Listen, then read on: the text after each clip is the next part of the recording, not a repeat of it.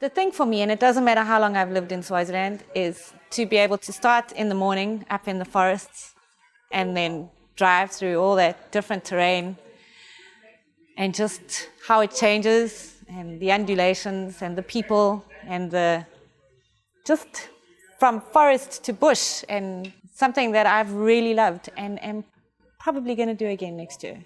There's nothing that's not doable in my mind. And it's funny because Leslie mentioned it on the first day, is that sometimes you get, I think it was Brett, you get people that come here just to ride the hills, and maybe they're 70th in the standings, but they get to those points like too brutal and they pedal. There's such a wonderful spirit. The camaraderie is just, it's fantastic. And people will recognize you from the day before and go, oh, what's wrong with you today? And they'll go, where's your brother? Or where's your partner? So they get to know who you are. And I like that because it's like I've made a whole new set of friends.